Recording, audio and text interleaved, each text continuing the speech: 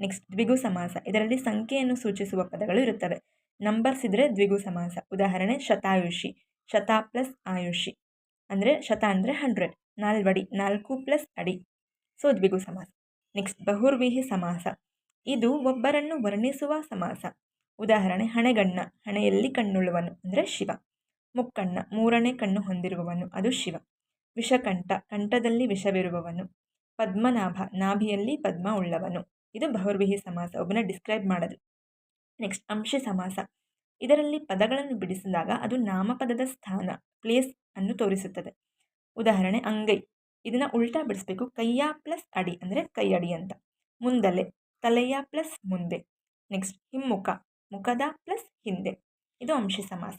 Next ಗಮಕ ಸಮಾಸ. ಇದರಲ್ಲಿ ಪದಗಳು ಆ ಅಥವಾ ಈ ಇಂದ ಆರಂಭವಾಗುತ್ತದೆ. ಉದಾಹರಣೆ ಆ ಹುಡುಗ, ಅವನು ಪ್ಲಸ್ ಹುಡುಗ. ಪರ್ಸನ್ಸ್ ಇದ್ದಾಗ ಅವನು, ಅವಳು, ಅವರು ಬರುತ್ತೆ. ವಸ್ತು ಇದ್ದಾಗ ಅದು, ಇದು ಬರುತ್ತೆ. ಈ ಮರ, ಇದು ಪ್ಲಸ್ ಮರ. ಇದು ಗಮಕ ಸಮಾಸ. Thank you.